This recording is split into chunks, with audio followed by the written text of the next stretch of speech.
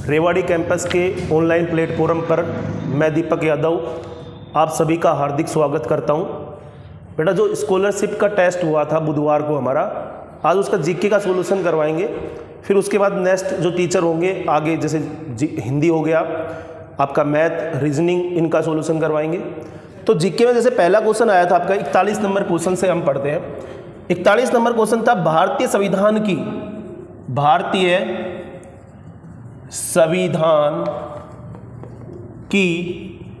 एकात्मक विशेषता बतानी थी। क्वेश्चन क्या था?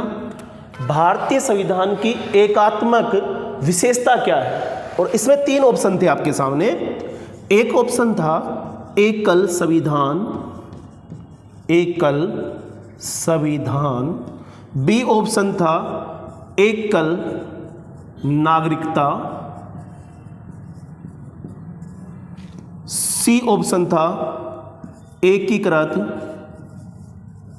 न्यायपालिका। ये 3 ऑप्शन आपको दिए हुए थे पेपर में, और ऑप्शन फिर इसके बाद दे रखा था। ऑप्शन ए केवल 1 सही है, केवल 2 सही है, 3 सही है। 1, 2, 3 सही है। बी ऑप्शन था 1 और 2 सही है। सी ऑप्शन था 2 व 3 सही है। डी ऑप्शन था 1 व 3 सही है। ये ऑप्शन थे आपके सामने कि एकल नागरिकता, एकल संविधान, एकीकृत न्यायपालिका, इनमें से कौन सा आंसर सही है? 1, 2, 3 तीनों सही है, या फिर 1 व 2 सही है, या फिर 2 या 3 सही है, या 1 व 3 सही है। तो बेटा समझना, देखना पॉलिटिकल जो सब्जेक्ट है उसमें सारा शब्दों का खेल है। पहला कह रहा कि एकल संविधान, एकल संविधान का मतलब भारत का एक ही संविधान है। तो बेटा ऐसा तो है ही नहीं कि 2 संविधान बने होंगे, कि भारत में 26 जनवरी 1950 को संविधान अपनाया गया, तो एकल संविधान है। उसके बाद कह रहा है एकल नागरिकता, तो हमने पढ़ा कि आर्टिकल 5 से लेकर नागरिकता पढ़ा था, तो एकल नागरिकता हमारे संविधान में है, ये हमने पढ़ा। और एकल नागरिकता कहाँ से ली गई थी बेटा? तो मैं कहूँगा सर एकल नागरिकता ब्रिटेन से ली गई थी। कहाँ से ली गई थी? ब्रिटेन से ली गई थी।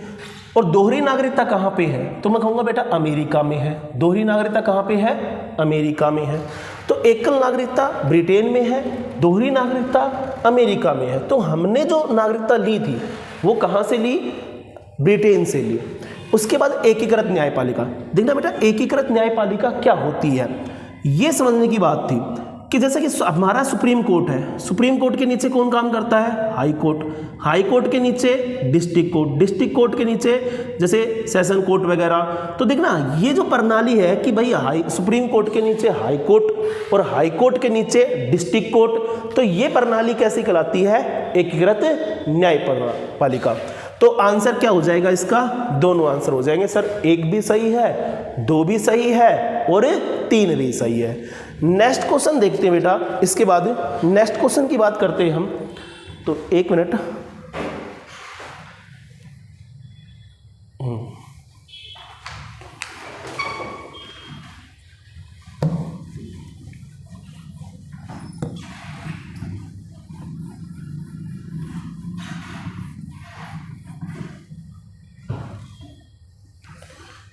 अगला क्वेश्चन है कि 26 जनवरी 1950 को, 26 जनवरी 1950 को, क्वेश्चन क्या कह रहा है? 26 जनवरी 1950 को, लेकिन संविधान कुछ प्रावधान 26 नवंबर 1949 को लागू हुए।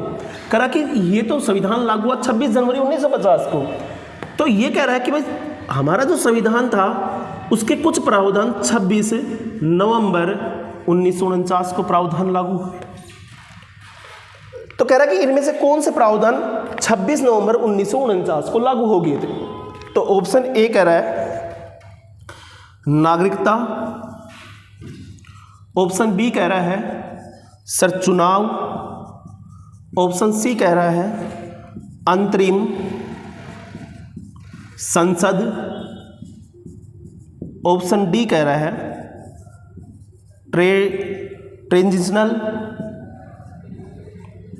ट्रेजिशनल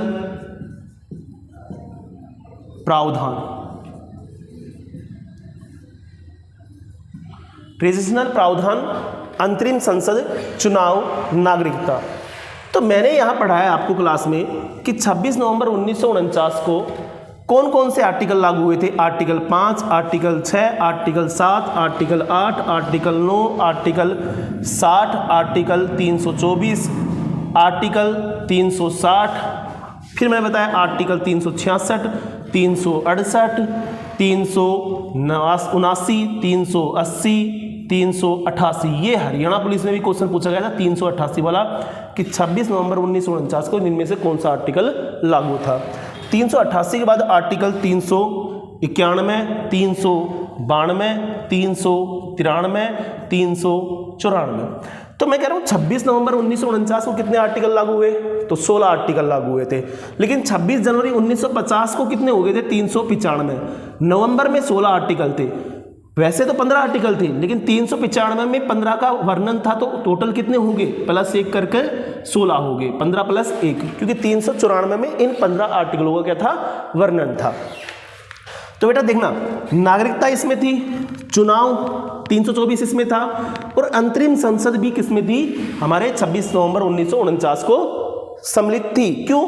क्योंकि 1951-52 के अंदर लोकसभा के चुनाव हुए, तो स्थायी लोकसभा जो आई थी हमारी, वो कब आई थी, 51-52 में आई थी। इसके बाद बात करते कि प्रावधान की, कुछ प्रावधानों की बात करते हैं हम, जैसे ट्रेडिशनल प्रावधान। तो ये ट्रेडिशनल प्रावधान भी किसमें शामिल थे हमारे, तो जिस समय 26 नवंबर 1949 को हमारा संविधान लागू हुआ था, उस समय ट्रेडिशनल प्रावधान भी लागू थे। तो आंसर क्या हो जाएगा, ए सही है, बी सही है, सी सही है, डी सही है। चारों ऑप्शन इसके क्या होंगे, सही होंगे। पॉलिटिकल के 2 क्वेश्चन हो गए, तीसरे क्वेश्चन पे चलते हैं हम। तीसरा क्वेश्चन बेटा क्या है, नेक्स्ट पेज पे क्वेश्चन नंबर 43।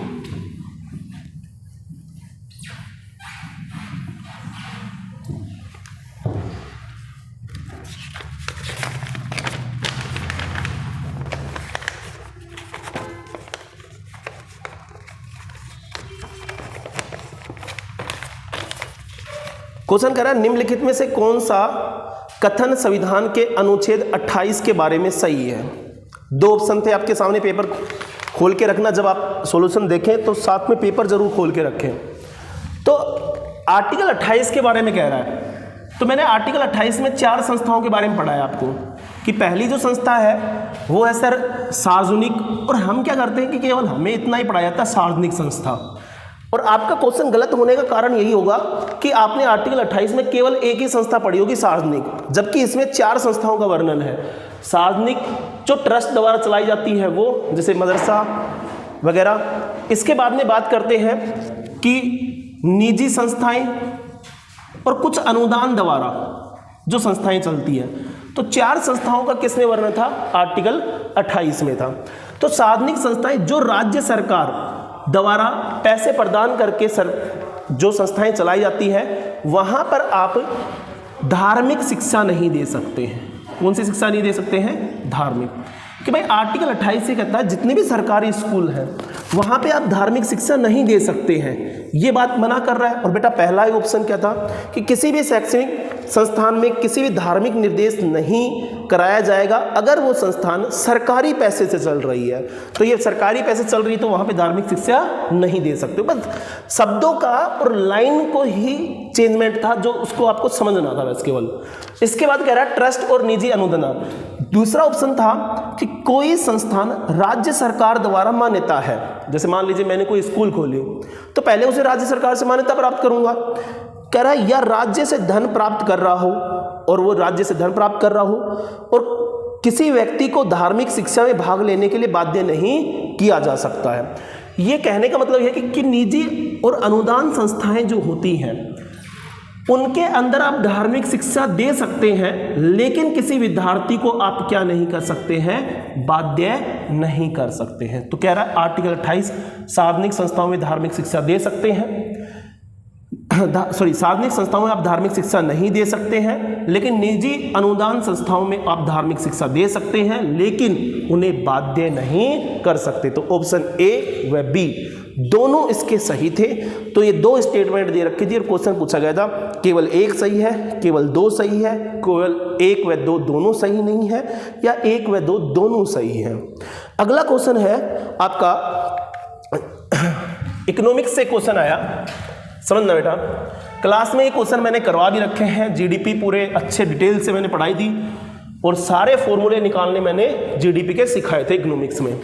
क्वेश्चन क्या कह रहा है कि एनडीपी फैक्टर कॉस्ट है, कह रहा है कि एनडीपी क्या है, फैक्टर कॉस्ट। फिर कह रहा है कि जीडीपी फैक्टर कॉस्ट यदि आपको निकालना है, इससे क्या निकालना है, जीडीपी फैक्टर कॉस्ट, ये निकालना है।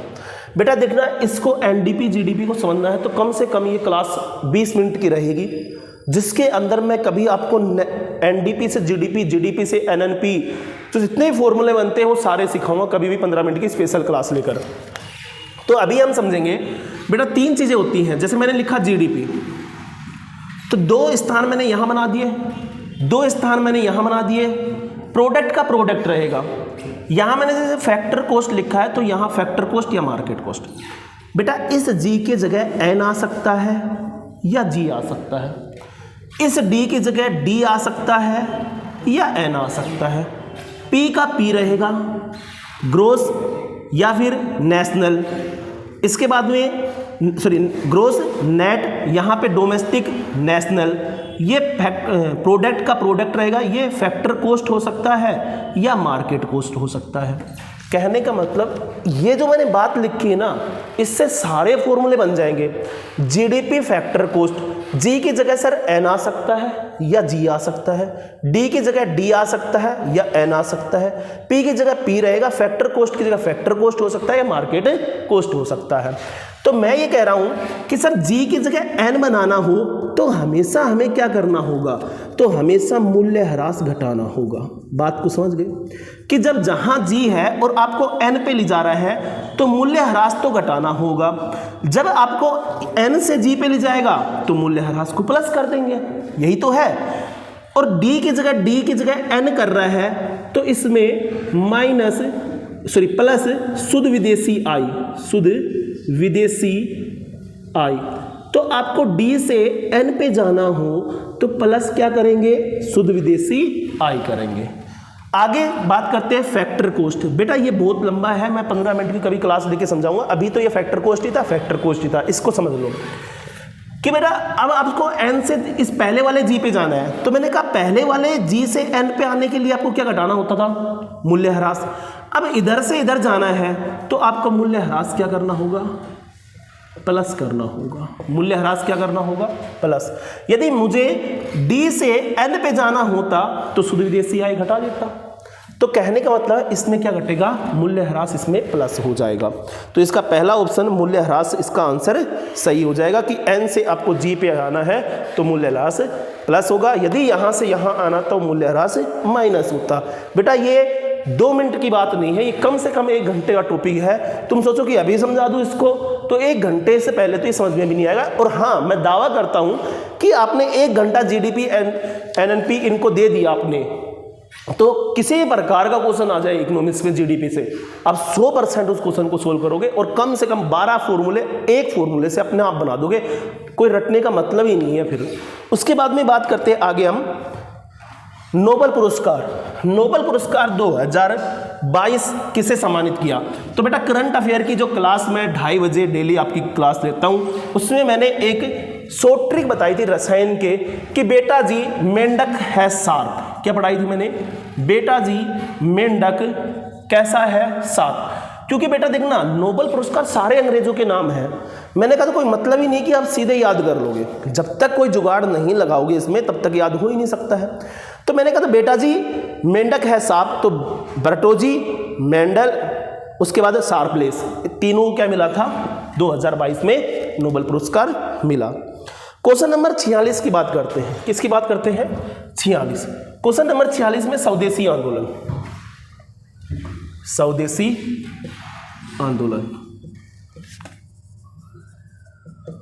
स्वदेशी आंदोलन पे विचार पूछ रहा था। ये तो सबको पता है, शिल्पकार पहला ऑप्शन था, इसमें स्वदेशी शिल्पकारों और उद्योगों के पूर्ण उद्धार में योगदान दिया गया। तो ये सबको पता है कि भाई उद्योग को बढ़ावा दिया जा रहा था उस समय, शिल्पकारों को बढ़ावा दिया जा रहा था स्वदेशी वस्तुओं को अपनाने के लिए। और स्वदेशी आंदोलन जो है उसकी घोषणा 20 जुलाई 1906 को स्वदेशी आंदोलन की घोषणा होती है। और स्वदेशी आंदोलन कोलकाता के टाउन हॉल में इसके मतलब शुरुआत कर देते हैं इसके कृष्ण कुमार मिश्र थे, जिन्होंने पहली बार स्वदेशी आंदोलन को एक संजीवनी नामक पत्रिका दी, संजीवनी नामक पत्रिका। तो पहली बार स्वदेशी आंदोलन किस पत्रिका में प्रकाशित हुआ था, इसकी घोषणा, तो संजीवनी। ये कृष्ण कुमार जो मिश्र है उनकी पत्रिका थी। कौन सी पत्रिका थी? संजीवनी। उस पत्रिका में पहली बार प्रकाशित हुआ था स्वदेशी आंदोलन के बारे में। स्वदेशी आंदोलन में जो कार्यात्मक कौन कौन से कार्य हुए थे, तो विदेशी वस्तुओं का बहिष्कार किया गया। इसका मतलब सर स्वदेशी को अपनाया गया। कौन सी वस्तुओं को अपनाया गया? स्वदेशी वस्तुओं को। विदेशी वस्तुओं का बहिष्कार, स्वदेशी वस्तुओं को अपनाया गया। और इसमें जो विदेशी शिक्षा थी, विदेशी वस्तु के साथ में दूसरी बात क्या जाएगी? शिक्षा, इसका बहिष्कार किया जाता है। और भारत को आत्मनिर्भर बनाने के लिए स्वदेशी शिक्षा को बढ़ावा दिया जा रहा था। स्वदेशी शिक्षा को बढ़ावा, कि भाई स्वदेशी शिक्षा को अपनाया जाए भारत के अंदर। ये इसके क्या थे? कार्य थे। इसमें प्रतीक भी थे बेटा, जैसे कि मैं कहूँ आगे मुस्लिम लीग की अलग होने की कहानी यहीं से शुरू हो जाती है कि यहाँ पे गंगा स्नान, रक्षाबंधन, वंदे मातरम, जो हिंदू धर्म के प्रतीक थे वो इसमें अपनाए गए। तो अंग्रेजों ने मुसलमानों को भड़काया कि भाई आप स्वदेशी आंदोलन में उतर रहे हैं, लेकिन आपका तो कोई प्रतीक ही नहीं है इसके अंदर। तो कहने का मतलब स्वदेशी आंदोलन से ही गरम दल नरम दल फटने की एक रूपरेखा तैयार हो गई थी। और यहीं से मैं बात करूं, स्वदेशी आंदोलन से ही मुस्लिम लीग बनने की एक आधारशिला रख दी गई थी कि भाई उनके दिमाग में ये विचार रख दिए गए थे कि भाई आपको ये लोग साथ लेके नहीं चल रहे हैं, क्योंकि ये प्रतीक जो लेके चल रहे हैं वो हिंदू प्रतीक लेके चल रहे हैं। उसके बाद में हम बात करते हैं कि यहाँ पे दो बातें रखी गई थी कि वस्तु का बहिष्कार, उद्योगों को बढ़ावा दिया गया, और विदेशी शिक्षा का बहिष्कार करके स्वदेशी शिक्षा था उसको बढ़ावा दिया गया। तो दोनों ही ऑप्शन इसमें क्या हो जाएंगे? सही हो जाएंगे। फिर उससे आर से स्वदेशी आंदोलन तो बहुत बड़ा टॉपिक है। आप फिर उसके बाद ये कहते हैं पंजाब से स्वदेशी आंदोलन का नेतृत्व किसने किया? तो पंजाब से स्वदेशी आंदोलन का बाल गंगाधर तिलक ने किया था, और उनकी पुत्री थी केतकर, उन्होंने भी वहाँ से नेतृत्व किया। फिर पंजाब वाले क्षेत्र में अजीत सिंह और लाला लाजपत राय, जो उत्तर पश्चिमी पंजाब है वहाँ से उन्होंने किया था। आपसे कहे नीचे चेन्नई में किसने किया? दक्षिण भारत की बात करें तो चेन्नई से चिदम्बरम पल्ली नाम के एक व्यक्ति थे, चिदम्बरम पल्ली, उन्होंने वहाँ से दक्षिण भारत से उन्होंने क्या किया था? स्वदेशी आंदोलन का नेतृत्व किया था। तो आपसे जगह जगह के नेतृत्व पूछ सकता है, तो आपको स्वदेशी आंदोलन में कितने भी क्वेश्चन बना लीजिएगा, बनते चले जाएंगे। और सबसे मेन ध्यान रखना, संजीवनी नामक एक पत्रिका थी जिसमें स्वदेशी आंदोलन पहली बार प्रकाशित हुआ था।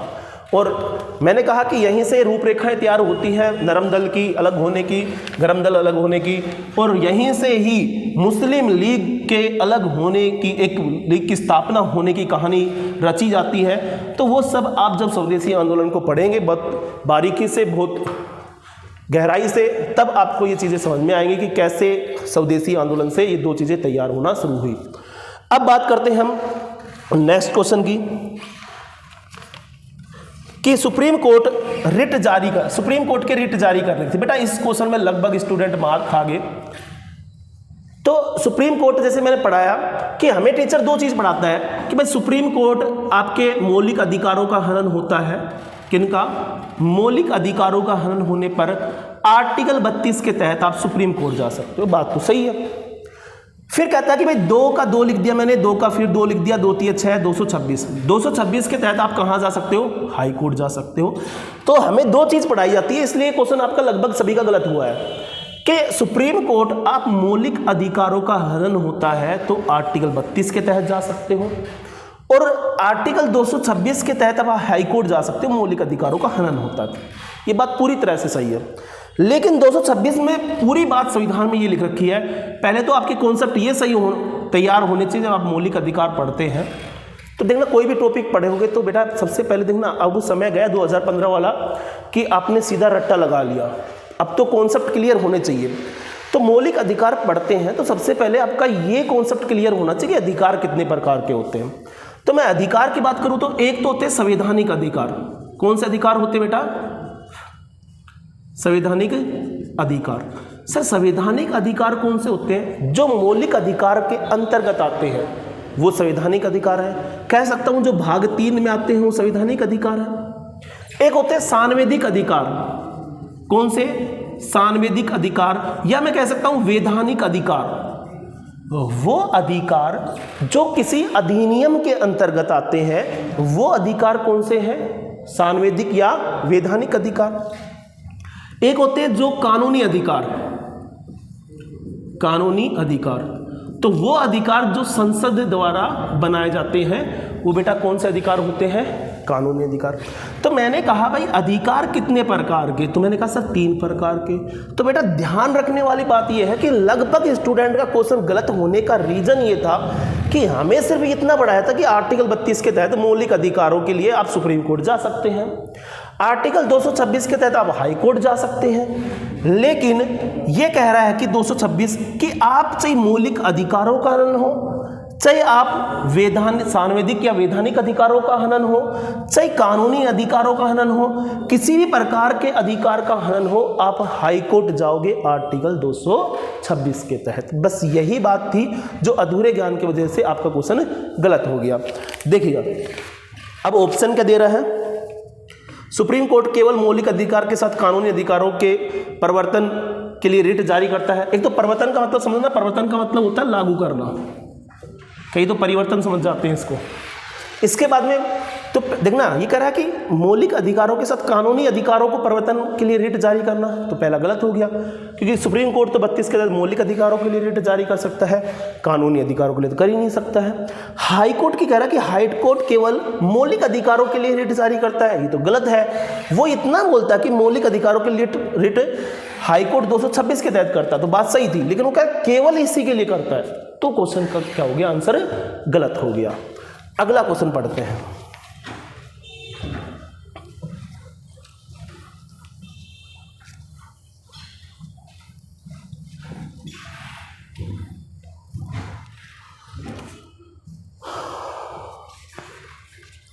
कह रहा है कि भारतीय न्यायपालिका के बारे में कौन सा कथन सही है?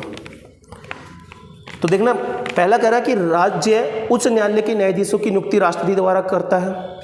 तो राज्य उच्च न्यायालय के न्यायाधीशों की नियुक्ति, तो उच्च न्यायालय के न्यायाधीशों की पूछे चाहे हाई कोर्ट के सुप्रीम कोर्ट के पूछे, तो जब भी नियुक्ति की बात आती है तो हाई कोर्ट के न्यायाधीशों की नियुक्ति, सबकी नियुक्ति, तो नियुक्ति की बात आएगी तो हमेशा राष्ट्रपति करेगा, हाई कोर्ट पूछे चाहे सुप्रीम कोर्ट पूछे। हाँ, लेकिन उनके साथ कंडीशनें जुड़ जाती हैं। फिर कह रहा है कि उच्च न्यायालय के न्यायाधीशों की नियुक्ति केवल भारत के मुख्य न्यायाधीश से परामर्श करता है। बेटा भारत के मुख्य न्यायाधीश के साथ राज्यपाल से भी परामर्श करता है। ऑप्शन बी इसमें गलत हो गया, तो ए व सी, क्वेश्चन नंबर 48 का आंसर ए व सी सही होगा। देखना पहला कह रहा है कि भारत के उच्च न्यायालय के न्यायाधीशों की नियुक्ति राष्ट्रपति करता है, सही है। सी कह रहा है ऐसे न्यायाधीशों को भारत में राष्ट्रपति द्वारा स्थानांतरित या हटाया जा सकता है, ये बात भी सही है। राष्ट्रपति हाई कोर्ट के न्यायाधीशों को ट्रांसफर भी कर सकता है और उन्हें हटा भी सकता है, ये दोनों क्वेश्चन सही है। तो ए व बी क्या हो गया? इसमें सही हो गया। अगला क्वेश्चन है कि साधारण संविधान संशोधन किया जा सकता है। साधारण संविधान संशोधन किया जा सकता है। करेक्ट, किन प्रावधानों के अंदर साधारण संविधान संशोधन हो सकता है? ऑप्शन ए कह रहा है नए राज्यों का गठन। तो बेटा आर्टिकल 3 मैंने पढ़ा रखा है कि नए राज्य गठन, नाम में परिवर्तन, सीमा में परिवर्तन हमेशा संसद साधारण संविधान संशोधन के तहत करेगी, हिसाब पढ़ा रखा है, तो पहला सही हो गया। दूसरा कह रहा है संसद के वेतन भत्ते, ये भी पढ़ा रखा है, संसद के सदस्यों का वेतन भत्ते जो है उनमें कोई बदलाव करना हो तो साधारण संशोधन के तहत होगा। और मैंने कहा था कि चाहे राष्ट्रीय वित्तीय आपातकाल भी लगा हुआ है, एक व्यक्ति है जिसके वेतन भत्ते पर कोई प्रभाव नहीं पड़ेगा, राष्ट्रपति। सी ऑप्शन कह रहा है संघ और राज्य के बीच विधायी शक्तियां, तो ये भी सही है, संघ व राज्य के बीच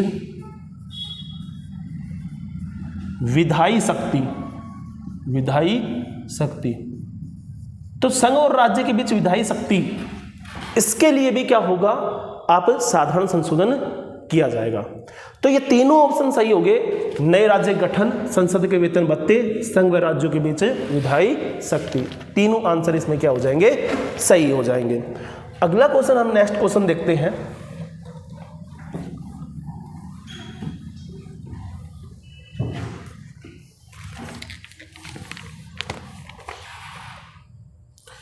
करंट का क्वेश्चन था, आप देखना 4-5 क्वेश्चन मैंने पॉलिटिकल के डाले, करंट का देखना। कह रहा 19वीं इंटरपोल की बैठक कहाँ पे हुई है? तो 19वीं इंटरपोल की बैठक दिल्ली के अंदर हुई है। कहाँ हुई है? दिल्ली में। इंटरपोल की स्थापना कब हुई थी? 1923 में हुई थी। तो 1923 में किसकी स्थापना हुई थी? इंटरपोल की स्थापना हुई थी। अगला क्वेश्चन है कि कौन से गांव में भारत का सौर ऊर्जा संचालित गांव घोषित किया गया है? तो पूरा का पूरा गांव सौर ऊर्जा संचालित, तो ये सौर ऊर्जा संचालित जो गांव है, सौर ऊर्जा संचालित जो गांव है, ये माढेरा गांव है गुजरात के अंदर। माढेरा गांव गुजरात के अंदर पड़ता है, जहां सूर्य मंदिर भी है। और तुमसे कहे पूरा का पूरा सौर ऊर्जा से संचालित मंदिर पूछे तो वो कोणार्क मंदिर है, कोणार्क का सूर्य मंदिर। तो कोणार्क का सूर्य मंदिर पूरा सौर ऊर्जा से चलता है। माढेरा गांव जो है गुजरात का, वो सौर ऊर्जा से पूरा का पूरा गांव चलता है। और एक मातंड सूर्य मंदिर जो जम्मू कश्मीर, 3 जगह सूर्य मंदिर है, गुजरात में है, जम्मू कश्मीर में है और आपके उड़ीसा में। 3 जगह भारत में क्या है, आपके सूर्य मंदिर देखने को मिलेंगे। उसके बाद अगला क्वेश्चन पढ़ते हैं हम। सामाजिक और धार्मिक सुधारों का विरोध करने वाले रूढ़िवादी का समर्थन करने वाले बंगाली नेता कौन थे? तो ये बंगाली नेता थे जिनका नाम था राधाकांत देव। कौन थे? राधाकांत देव, जो रूढ़िवादी और सामाजिक सुधारों के विरोध करने वाले एक बंगाली नेता थे जिनका नाम था राधाकांत देव। अगला क्वेश्चन था तुलसीदास बोरकर। ये CHSL में के अंदर पूछा गया था बेटा ये क्वेश्चन कि तुलसीदास बोरकर 2016 में इन्हें पद्मश्री अवार्ड दिया गया, पद्मश्री पुरस्कार दिया गया। तो ये कौन से वादक थे? कौन सा वादक बजाते थे ये? तो ये बजाते थे हारमोनियम। कौन सा? हारमोनियम। तो हारमोनियम को बजाने या हारमोनियम के वादक कौन थे? तुलसीदास बोरकर। तो हारमोनियम जो वादक है वो कौन है? तुलसीदास बोरकर। और ये बेटा क्वेश्चन इसीलिए पूछा जा रहा है क्योंकि हाल ही में इनका कहीं ना कहीं कोई करंट अफेयर में चर्चा में रहे हैं। तो 2016 के अंदर इन्हें पद्मश्री अवार्ड भी दिया था। ये खुद कह रहे हैं, एग्जाम क्वेश्चन में खुद पेपर जो बनाने वाले उन्होंने खुद ने दिया कि 2016 में इन्हें पद्मश्री दिया गया। तो ये कौन से वादक बताते थे? तो कौन सा वादक है इनका? हारमोनियम। अगला क्वेश्चन देखिएगा।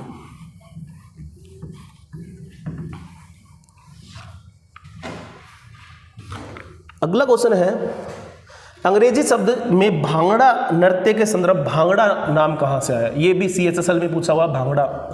तो भांगड़ा जो आया है ये रिथम से आया है। किससे आया है? रिथम से। ऑप्शन में यही था, रिथम को बोलते ताल।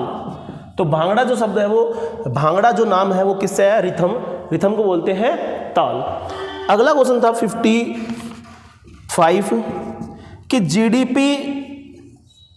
NDP दे रखा है, NDP शुद्ध घरेलू उत्पाद। N का आगे वाले का मतलब क्या हो गया? नेट। तो कह रहा कि इसका अवधारणा का सबसे अच्छा प्रतिनिधित्व क्या करता है? तो भाई आपको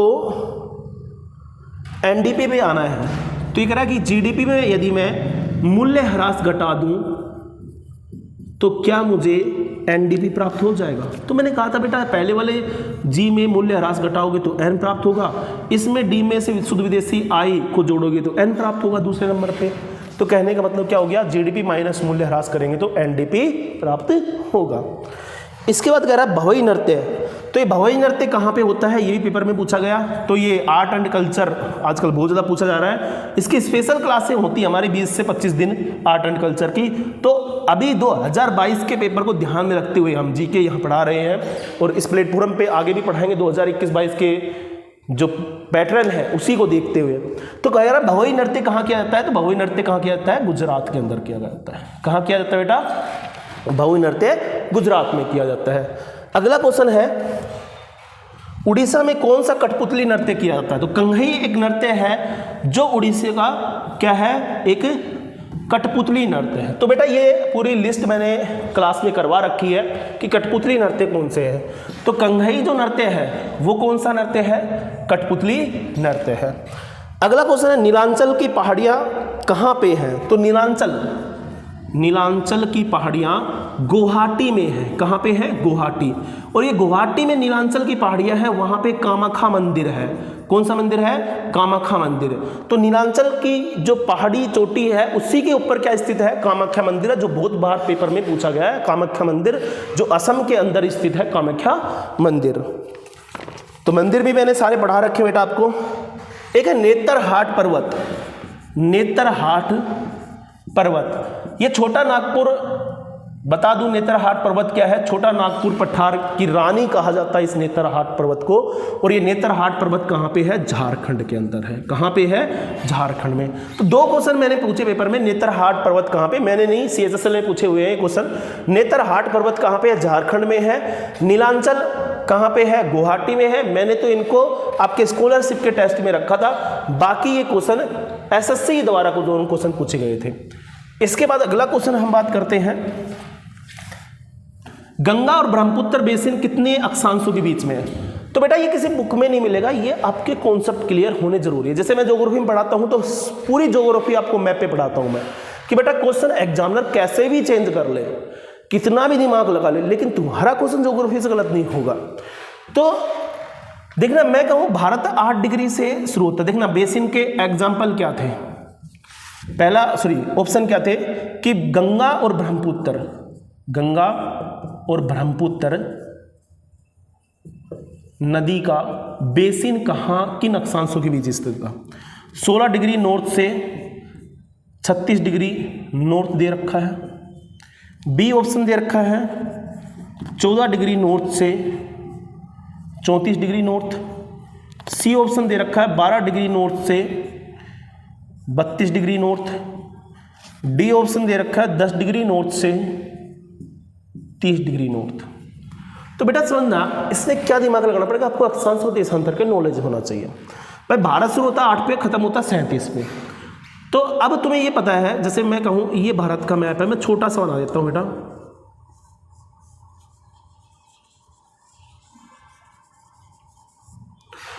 मैं कह रहा हूँ यहां से ब्रह्मपुत्र नदी निकलती है और ये यहां एंट्री करके बांग्लादेश में आती है।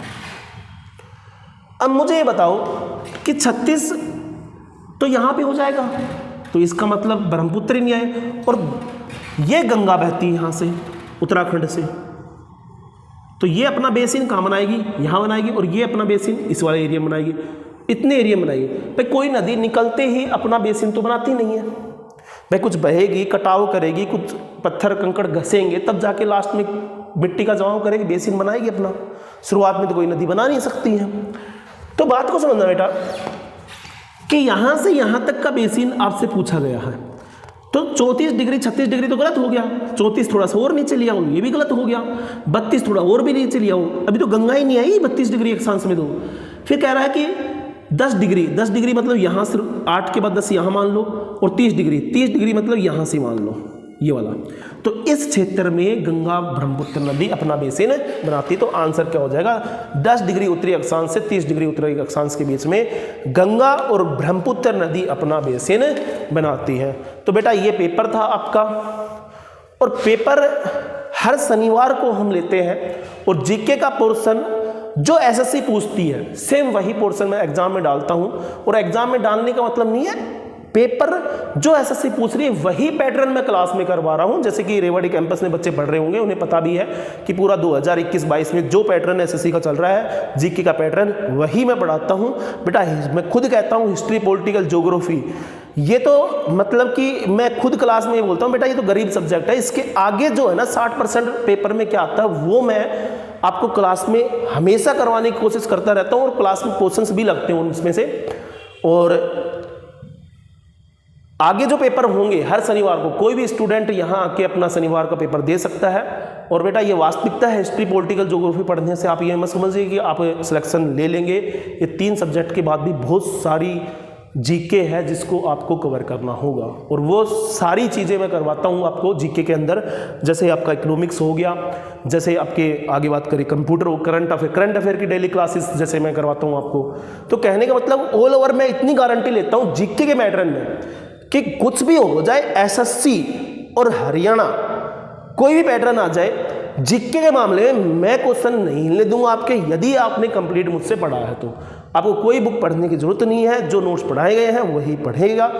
तो आगे जो जीके आपके क्वेश्चंस आएंगे उनको भी लगातार हम क्या करते रहेंगे, सोल्व करते रहेंगे। धन्यवाद। यहीं पे हम क्लास को समाप्त करते हैं।